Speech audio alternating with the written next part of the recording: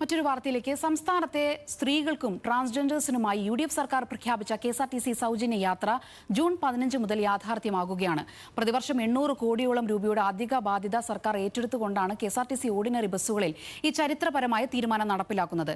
എന്നാൽ ഓർഡിനറി ബസ്സുകളിൽ മാത്രമായി ഈ ആനുകൂല്യം പരിമിതപ്പെടുത്തിയത് യാത്രക്കാരെ എത്രത്തോളം സഹായിക്കും? ദീർഘദൂര സർവീസുകളിലേക്കുള്ള ഫാസ്റ്റ് പാസഞ്ചറുകളിലേക്കും കൂടി ഇത് വ്യാപിപ്പിക്കേണ്ടതുണ്ടോ? ജനങ്ങൾ എന്ത് പറയുന്നു എന്ന് നോക്കാം.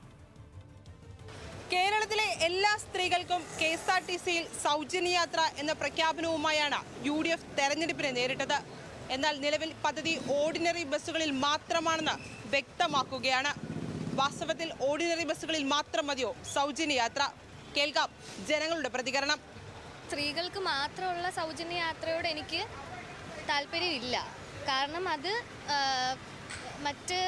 അതിനെക്കാട്ടി എല്ലാ സ്ത്രീകൾക്കും ഇപ്പം ഫ്രീ ട്രാൻസ്പോർട്ടേഷൻ്റെ ആവശ്യമില്ല.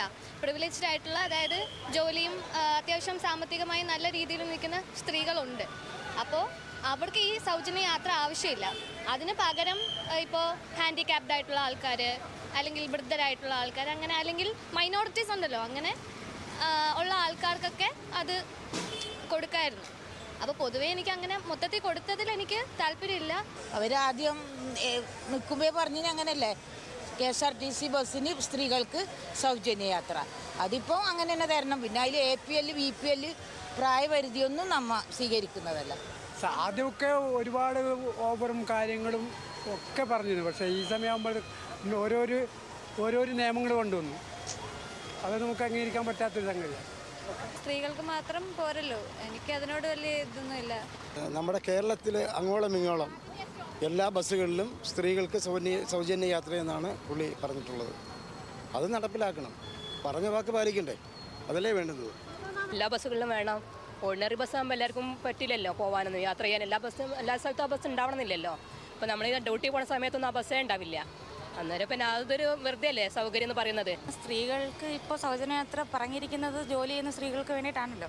അപ്പോൾ അവർ കൂടുതൽ യാത്ര ചെയ്യുന്നത് ഓർഡിനറി ബസ്സുകൾക്കായതുകൊണ്ട് അതിൽ മതിയാവുമെന്നാണ് തോന്നുന്നത്. സർക്കാരിനെ സംബന്ധിച്ചിടത്തോളം സാമ്പത്തികമായിട്ട് ബുദ്ധിമുട്ടുള്ള കാര്യമാണ്. പക്ഷേ പറയുന്നത് ആദ്യം ഓർഡിനറി ബസ്സിലെന്ന് പറയുന്നു, രണ്ടാമത് എല്ലാ ബസ്സിലും നടപ്പിലാക്കും എന്നാണ് പറയുന്നത്.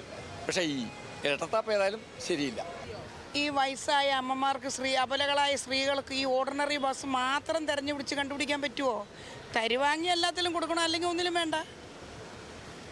ഓർഡിനറി ബസ്സുകളിൽ മാത്രമല്ല, വാഗ്ദാനം നൽകിയതുപോലെ എല്ലാ ബസ്സുകളിലും സ്ത്രീകൾക്ക് സൗജന്യ യാത്ര ഉറപ്പാക്കണമെന്നാണ് ഭൂരിഭാഗം സ്ത്രീകളുടെയും അഭിപ്രായം. തെരഞ്ഞെടുപ്പിന് മുന്നേയും പിന്നെയും വാക്കുമാറ്റി പറയുന്നതും അംഗീകരിക്കാൻ കഴിയില്ലെന്നും അവർ വ്യക്തമാക്കുന്നു. ക്യാമറമാൻ അനീഷിനോടൊപ്പം സനീറ്റ, ന്യൂസ് മലയാളം, തിരുവനന്തപുരം.